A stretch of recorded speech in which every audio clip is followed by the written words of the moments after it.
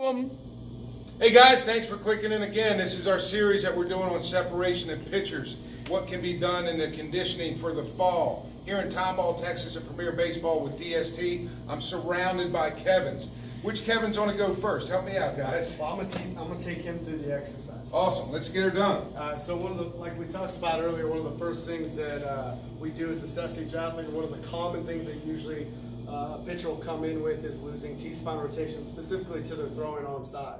So what we need to do to work on that, do some spine manipulation stuff, some soft tissue work, and then work into strength to try to reinforce that. So we're going to work on some extension and some rotation real quick, and Kevin's going to be my demo here. First thing we'll do is we'll get him on the foam roll, laying on his back, and we want to make sure the foam roll lays across the back, but through his upper back. And we're going to actually have him roll up this way a little bit more, so roll up a little higher. The foam roll, keep going. And we're going to start kind of in the mid-back. He's going to bring his forearms together and then grip back as far as he can on his head. What that's going to do is keep his head from getting into extension itself so we can force mobility through the T-spine. He's just going to extend back, keeping the butt on the ground to keep the lumbar stable.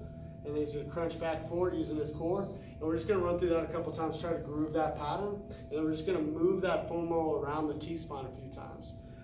Then once we've done those, we're just like he's going to show right here, he's just moving around a bunch.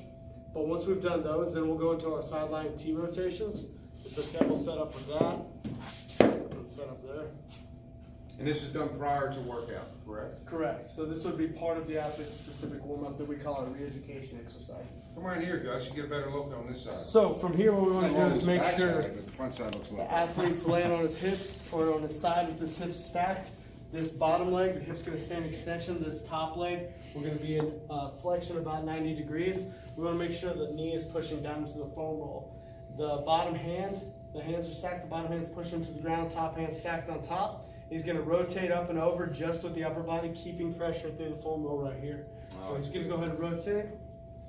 And he's going to think about trying to drop the shoulder to the ground. One of the things that people try to do too much is they try to reach their hand to the ground. So go ahead and show what that looks like. And when they try to reach their hand to the ground, they either lose pressure here or they end up just cranking into the front of that shoulder and not really getting the mobility through the T-spine, but getting mobility through the anterior shoulder, which is going to cause problems later on. Because Point to that area that is stretching the most. So I know he's feeling it, but point to the area that's stretching the most. When we're doing it wrong, they're going to end up feeling the stretch more through the anterior shoulder because they're going to get If that's wrong, that's yes. bad. That's wrong. What we want is to wrap the shoulder blade around the rib cage here, and as he drops the shoulder to the ground, we reach the hand out, and he should feel this straight through the middle of his back. Gotcha. And sometimes on the inside of the scap, just because that's where a lot of the muscle gets built up over the course of the season.